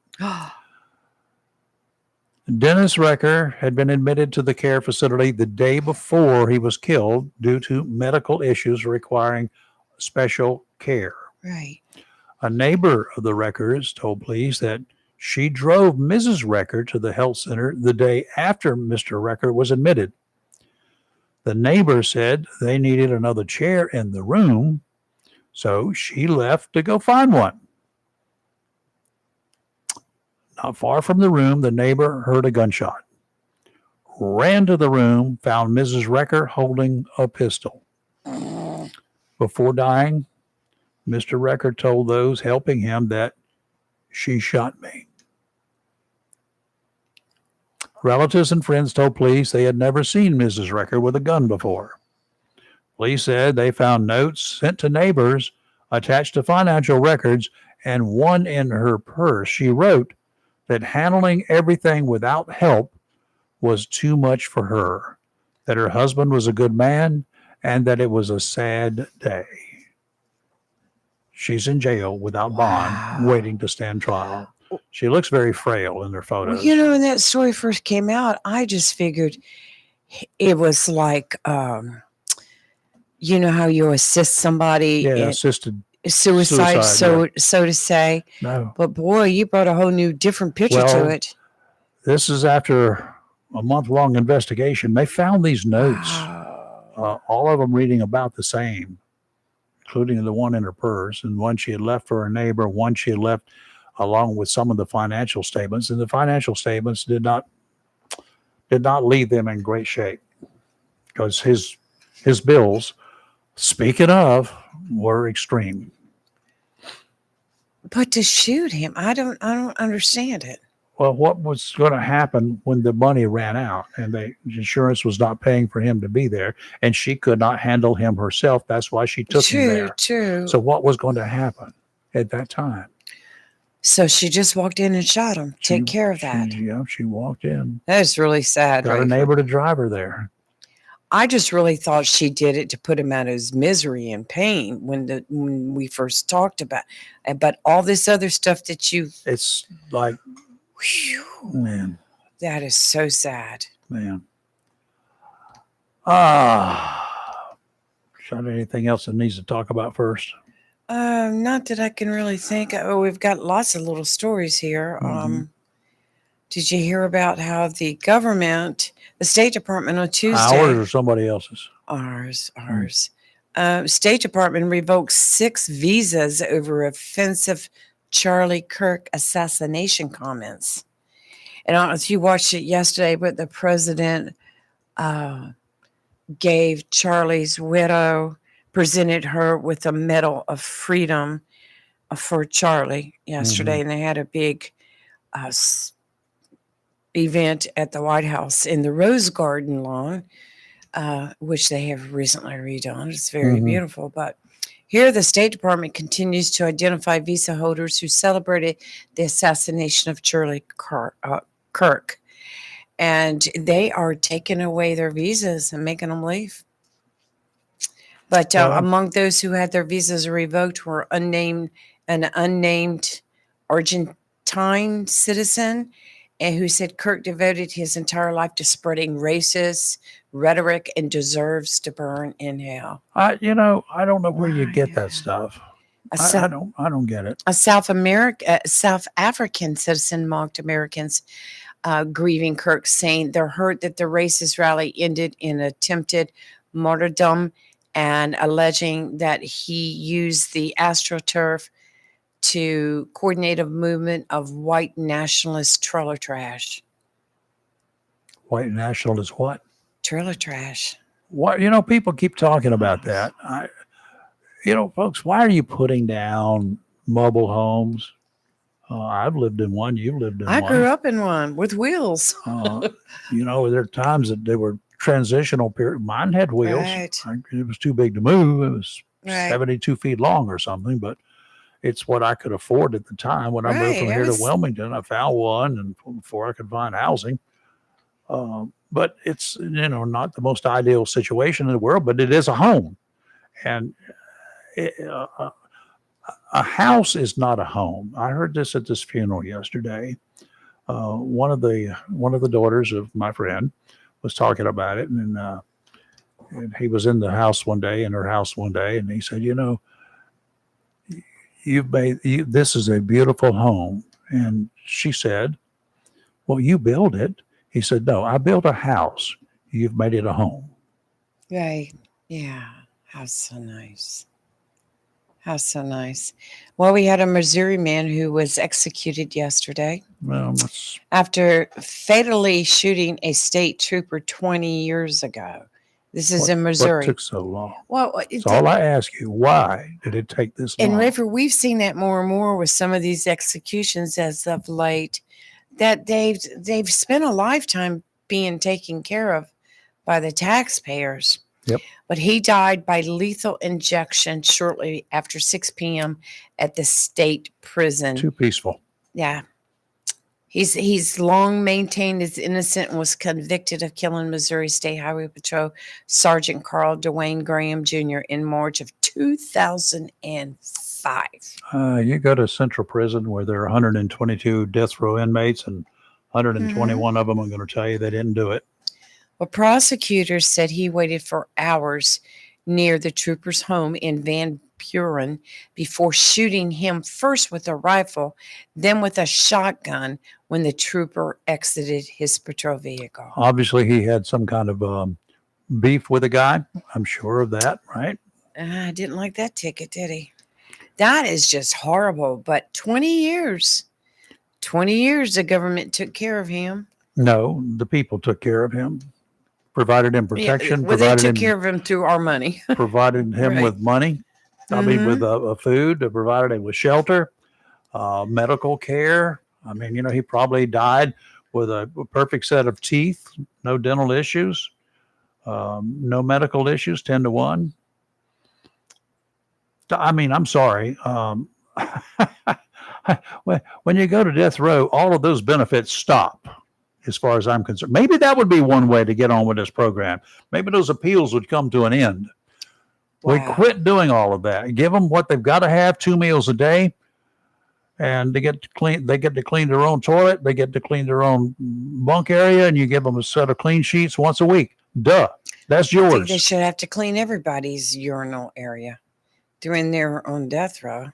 Yeah, let them go up down. No, That's you don't right. want to let them out. You keep them on death row. But maybe the lawyers would get the word. Okay, this is useless anyway. I'm going to die, and sooner or later, and I don't need to live this kind of obnoxious life. Is that cruel and Wow. unusual? Absolutely not. Well, Not in my opinion. Texas called back some of their National Guard members after some heavy-set troops faced viral mockery. They had a photo that went viral, and it sparked a lot of mockery online. And the Texas Military Department benched some Call of them their back from where? and called them back. They were heading to Chicago, Oh, but they called them back because they had been intimidated, and a photo of them went viral, causing a lot of mockery because they were overweight. oh, really? Uh-huh. Well, they need to get up there in Chicago and work it off.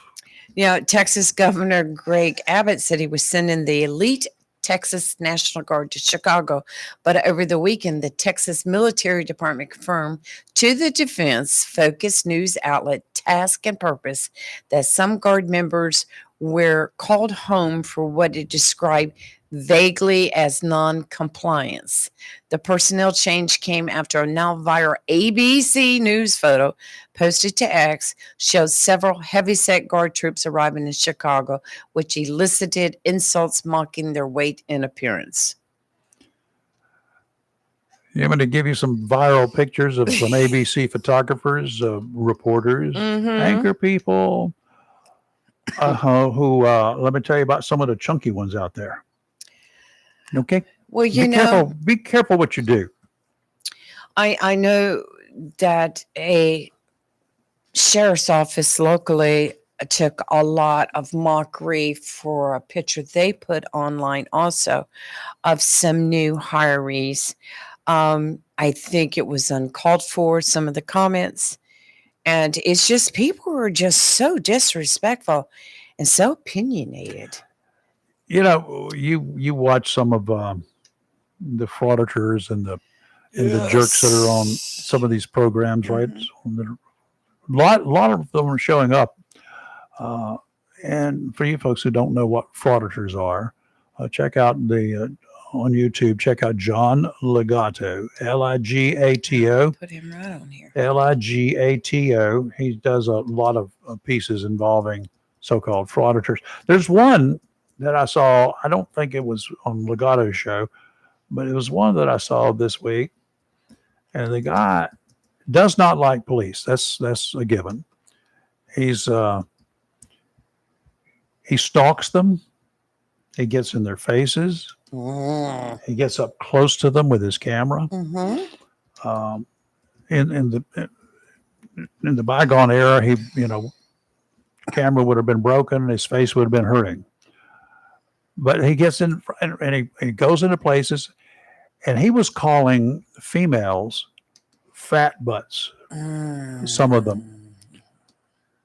He shamed them or tried to. He tried to get them to attack him, is what he was trying to do, because it would look great on camera. He would stop them just short of it, of course. And no, because I've seen him work before. And when the cop does turn on him, no, I didn't know that. And then he backs away. But of course, you don't see any of that part on camera unless it's the cop's camera catching it. All you see is him, and then looks like the cops coming to get him. I'm gonna tell you what. These guys are slugs. That's all they are. They have zero purpose in life.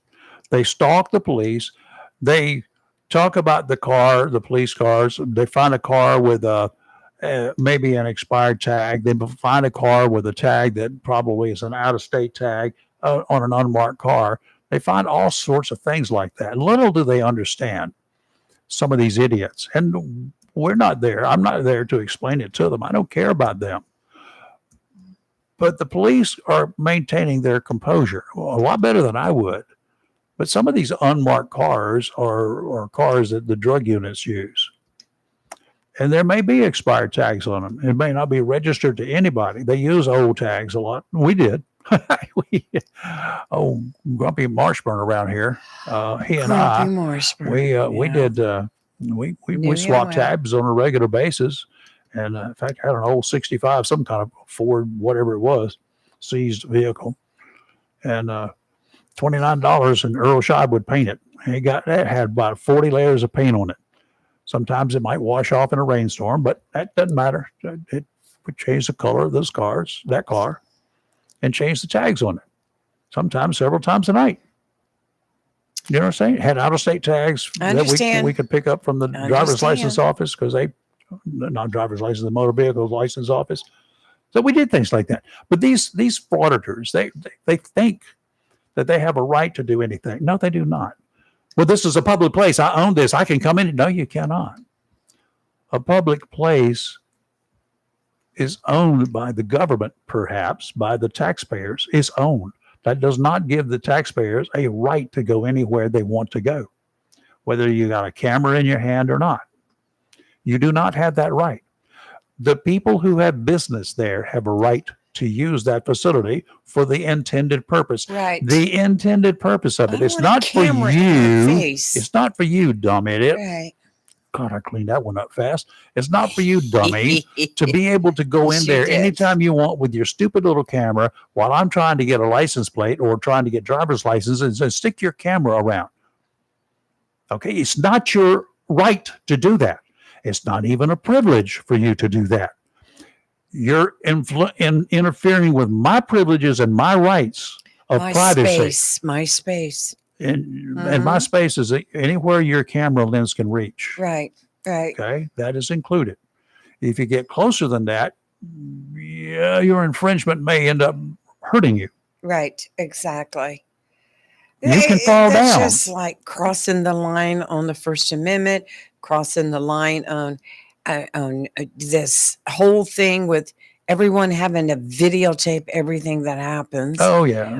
Those are the ones. I do not want a camera in my face. I was at a meeting one time, and I had what you would call a dissident come up and disagreed with a ruling that was made, not by just me, but the whole group, and sticks a live video in my face like, I'd like to get your comment. And I said, no, you can. I'd like for you to get the phone out of my face. You know, I just do you want that phone implanted? Yeah, I get your phone out of my face. Do you want your phone implanted? I just don't get it. I just don't get it why we've turned into such a culture of disrespect. Journalists do not do that. You will find some jerks from time to time, but they don't do that. That's not the way they operate. There are some which I really wouldn't call journalists that'll chase stories, and they cross the line, in my opinion. These guys who are doing it for social media are not journalists. Okay, we're not a journalist here. We don't pretend to be. I've got all the credentials in the world if need be, but we're not pretending to be journalists. We have opinions. Right. These people that, like, whenever there's breaking news, like say a plane crash, And at that time, there may be bodies scattered around. I have seen these so-called YouTubers Yep. do live, and you're seeing this. No, we don't do that. Yeah, I mean, it's horrible. Real journalists do not do that. Wannabes, maybe. Okay, I'm going to close out today with something. I kind of thought about it yesterday when I was sitting there Okay. in the funeral All and right. listening to the families, the daughters of, and the granddaughter of, and they all did a great job Wonderful. talking about Billy Humphrey. Yeah. Back when I was probably about 10 years old, that's when this one starts. I had met Billy before then because, we lived out here and that's where we stopped. That was our gas station. That was our go-to place. And that was everything. My dad, we were in Charlotte. He knew I wanted to get a shotgun. So we go into a pawn shop. I love pawn shops. I love shopping in pawn shops. Always have. We came out of there. It cost $15 for a 410 boys model. Oh, wow. For sake of argument, I will Yes. call this what most people know it as a shotgun. Right. It's a 410. The boys model was a description, but it was because it had a stock that was small enough for a kid to be able to bring it up to the shooting position on his shoulder. Short arms, a small frame, full-size guns were not great for training unless the boy was man-sized. Sometimes you can find those. Shot shells for my 410 could be purchased individually, one shell at a time. As I recall, at the corner right up here, the place that sold everything else, I could buy one shell for 15 cents. A box of 25 would cost me $2.75. But for a 10-year-old, that was a lot of change. I could pick up 6 shells for less than $1. Isn't that something? I could get a lot of mileage out of those 6 number 7.5 shells. I didn't just rapid fire them, had a single barrel for one thing. When I would walk along the roads in the area, anytime, go around a construction site when the crews would leave, Right. I picked up a lot of Pepsi and Coca-Cola bottles, empty ones. At the store, they gave me the standard 2 cents each. 24 bottles, filled a crate, add 2 more bottles, and that was an even 50 cents. 2 crates plus 4 bottles, I got $1. Enough for 6 shells and a Pepsi. Pepsis were 5 cents a piece then. For the first 4 or 5 months, I shot paper targets, tin cans, all kinds of trash from the garbage can. A 12 by 12-inch piece of cardboard with a big X near the center told me how bad that I was, or whether the gun was printing, or whether the shells are, whatever. At 15 cents a shot, I got much better real fast because I couldn't afford any more. Then along comes the middle of October, squirrel season. No houses near ours. There was not a house in this whole area. Just woods. So I decided I'm going to go squirrel hunting, including some mighty tall pine trees. Some of those pine trees are still over there, 70, 80 feet tall. With my trusty 410 in hand and several shells in my pocket, I sat in the woods near the pines. It wasn't long. A squirrel started munching on a fresh pine cone, all that debris falling, raining down all around me, right? Right. Looking up, I finally could see the fuzzy tail eating away. I fired my first round into what looked like the center of mass. The squirrel took off. That was a long shot for a 410 with number 7.5s. I started running, stopping only to see if I had a better vantage point. Moving on, I managed to get into a position, allowing a clear view of the squirrel lying flat on a limb way up top. I tossed one limb to the other side of the tree. The squirrel moved to my side of the tree, directly above me. I'd already reloaded. I pulled the hammer back. I aimed. Mr. Squirrel jumped to the limb on another tree, and I fired in midair. And he came down. I picked him up, as proud as it had been a 6-point buck. When my dad got home, I said, "What we going to do?" And he said, "Oh, what you going to do?" He had already heard about my hunting adventure, but he was never a hunter, Right. never shot anything or critters or anything else. He did shoot a mouse in the house one time with my BB. told me to get my squirrel after we ate, and we headed up the road about a 3/4 of a mile from this house to the Humphrey Brothers Texaco station, right up there. Right. Surely they knew how to dress out a squirrel, we figured, as no doubt they had been hunters when they were younger. The younger brother, Billy, said no problem, though it had been quite a while, he said, since he had actually dressed one out. He got a piece of scrap wood from somewhere, laid the squirrel on top of it, took out his pocket knife, and proceeded to demonstrate how to do the job, skinning it first and gutting it. I paid close attention, knowing that I would not be able to run for help for every squirrel I intended to shoot from that day forward. Over the years, I shot a lot of squirrels, started using a 22 rimfire within a couple of years, cheaper and more sporting, I thought. I practiced a lot, again with tin cans mostly. I got pretty good, at least I thought I was good, until Billy took me down to a trash dump on the edge of some woods off of Wolf Swamp Road. There were lots of baby food jars at that dump. People just dumped the trash out there. I stood behind him, about 15 or 20 feet behind him. He had his rifle ready. He tossed baby food jars into the air, and he would take a shot with his 22. Most of the time, he scored. Glass went everywhere. We ran fast to stay ahead of the shattered glass coming down. Then it was my turn after a while. I must have run through a box of 50 rounds from my 22 before he shared his trick. He showed me how to throw the jar gently straight up, not throwing it out and away from you. Throw it straight up. And as soon as the jar stopped, I was to shoot it. At that point, it was not moving. That jar goes straight up, it stops, and then starts coming down, right? It hovers for a split second in midair. It reached its maximum height and was starting to drop back to earth. I practiced, got good. I started breaking glass, and I liked it. When I was 15, my dad gave me a 22 high-standard competition pistol. Local Marine friend of his, a colonel, he was a competitive shooter and won a lot of awards up at Camp Perry. That's where he got it. And he was to give it to me. I was 15.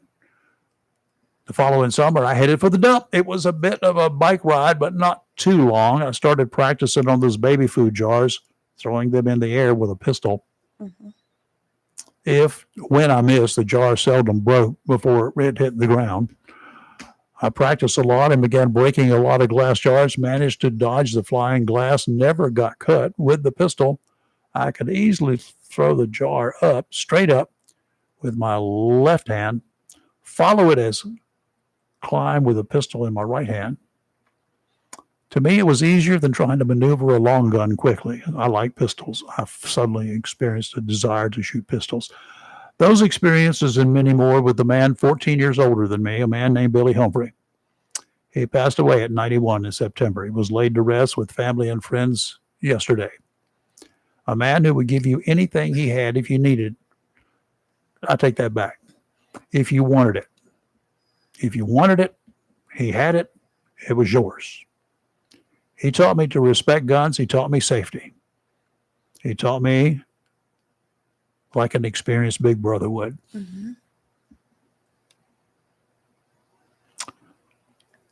Who do we have tomorrow?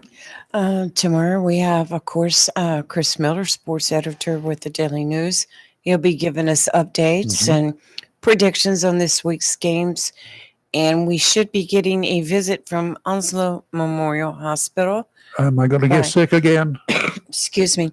You're already sick. That sounds like a smoker's cough. No, it's just like, I tell you, ever since I took that medicine, the doctor once gave me, she said it may dry you out. I quit taking it, but anyway, yes, we may be having an oncologist and another doctor. This is breast cancer month. Yeah, it's important. Breast cancer awareness month. So they're looking to get the word out. So I should get the confirmation today on who all will be coming tomorrow. And they should be in about 8:00. Okay, sounds good. Yes. And we'll have Chris tomorrow, and he will firm up whether the Halloween final game, which is homecoming with White Oak, is going to be on a Thursday or a Friday night. Yeah. I'm all for it being on a Thursday night. I don't care.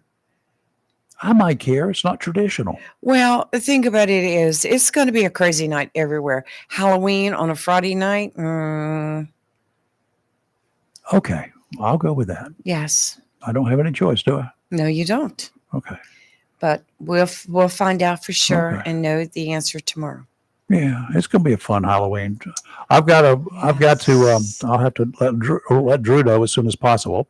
Right. That things are maybe changing, so we'll have to do that. That's right. So we'll do that. I need Okay, to let we my. will see you guys, your children, and All right. all of the rest of you in the morning, bright and early, Mhm. live and local right here. Real talk. And we are going to stay awake today for about an hour until I eat. Then I'm going to go to sleep, but I will never be woke. I may wake up, but I won't be woke. All right. Have a great rest of your day. See you in the morning. Bye.